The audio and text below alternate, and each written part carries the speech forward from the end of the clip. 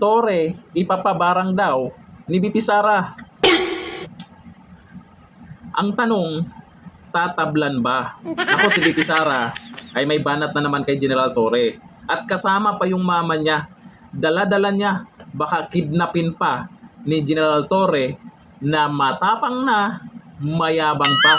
Sana O ito, panoorin po natin si BP Sara na kung saan ay nagtatanong dyan kung sino yung marunong mangbarang dyan. Napanood ko na itong nakaraan ha, na marami namang gumagawa na dyan. Nagsisinti pa ng kandila, nagdadasal-dasal pa. Nakita po natin yung picture po ni General Torre at kalat po yan, nagbabiral po ang mga video nila. Pero ang nangyari kay General Torre, wala, di ba? Sabi ko sa inyo, hindi tinatablan yan. Pero paano nga ba tatablan yan? Ito, may idea si BP Sara. Panoorin natin. Ang sinasabi niya, paalala, walang pikunan ha. Itong video. Kanang nakakita ko sa naong ni Torre, nakalimtan ako, tanan ako ang istorya. Di ba taga North Cotabato na siya, no? South? South Cotabato? Oy, kanang, naamoy ka ng mambabarang din sa North Cotabato. Ha? Or sa South? Naamoy ka ila sa South? Naapod? Oh, para panigurado, North o South. Kay ingon sila, North Cotabato o South Cotabato ang ato ang mga kuhaon nga mambarang ha. Kay ingon sila, mas kusgan daw ang barang kung silingan nimo ang gabuhat sa barang. Taga-asa siya? Asa dapit sa South? Mlang? Marbel! Oo, mga Ilonggo. Daugin. So, dito. Unsay silingan sa Marbel? Jensan? So, silingan sa Marbel? Takurong! Ay, sige. Kailan ako sila Mayor Montilla. Okay na, ako na bahala. Ako na bahala sa kuan. Mangkukulam dito sa South. Sa North, kamo na bahala ha. Pabarang na siya. Kabaw mo, kaganina, dugay na ko sige tanaw ani nga video ba. Kaganina lang nako nakita na ang isa ka girlfriend ni President Duterte sa dito. Awa, ibilin nako ning video sa inyo ha. Pangitaan ninyo tong mistisa dito nga gwapa na dito sa mga nilabay na mga footage. Iyaha tong uyab. Og nakaingon dito siya nga katong pag-ingon ako, nagsige manggani na silang away sa imuhan. Ang utana siya sa kuabaya, ana siya. Niapil ang imuhang mama sa away nila. Gusto mo makita sa akong mama? Kabaw mo, ang ako, gikidnap naman yun nila ang ako ang amahan no. So wala na ko'y amahan to, ana sa Hague. Ang ako ang inahan, ako yun siyang gidala-dala na lang kay basin kidnapon pud ni Torre. Sige, dala-dala ginako ni siya. Kanang bisan asa ko, gikapuy na gid ni siya. Kaya nagsugod pa ni dito sa Cebu, hantod sa tanan biyahe. Nagbuban-uban ako ang mama, kay mahadlok ko. Basin kidnapon ni Torre. Alima, ba? Kaya para makitaan ka nila ba?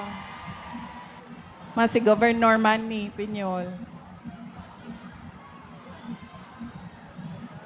Oh, diba?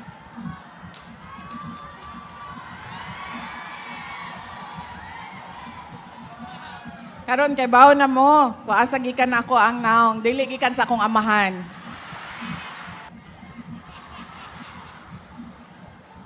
Ako baka lalong ma-stress si Torre niyan. May kaso na nga sa ombudsman, nagsalita na nakaraan ay kahapon lang. At mayroon pang ibang kaso si General Torre. Ngayon, eto naman, binanata ni BP Sara, baka daw kidnapin pa yung mama niya, kaya dala-dala niya. At hindi lang yan, baka sino yung kapitbahay daw ni General Torre na marunong, nako.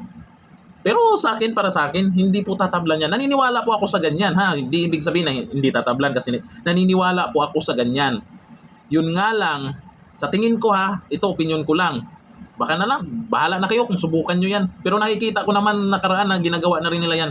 Hindi po tatalab talaga kay Torre yan. Maniniwala kayo sa akin, hindi tatalab kay Torre yan. Makapal ng balat niyan. Sana all. Ang kapal-kapal na yan, paano tatalab yan? Mas maganda, pinaka-effective dyan, yung pagkaso sa kanya, sana gumana. Sana yung ikinaso sa kanya ay tatalab na. Ito naman kay BP Sara, may kasamang pang-aasar lang yan. Kung saan, ay kung maasar kayo, kagaya na itong nakaraan, yung kay Abante, o di ba, naasar yung anak, nagngayaw-yaw. Di ba, galit na galit. O sino yung talo kung maasar? Kasi sa mga nangyari, hindi naman si BP Sara ang nauna.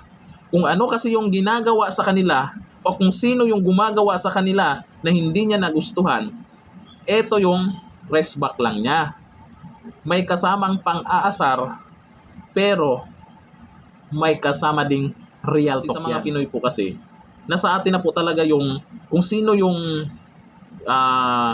ginigipit, kung sino yung ganito, yung nangyari sa mga Duterte, yun yung kinakampihan ng karamihan.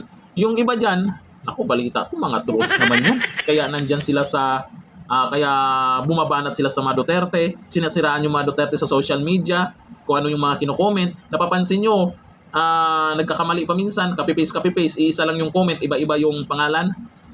Yan po, minsan nagkakamali po siguro sa sobrang dami ng ginamit nilang trolls, maabot ng 1,000, hindi na napansin, sa isang pangalan, nagkasunod na yung parehas na komento para lamang siraan ng mga Duterte. Marami nang nagbubuking niyan kung ano yung ginagawa nila at inamin pa ng amo nila. Kaya hindi na nila maitanggi pa na marami talaga silang trolls. Ang mga Duterte, may organic na supporters talaga. Kaya hindi nila mabubura sa politika. Thank you.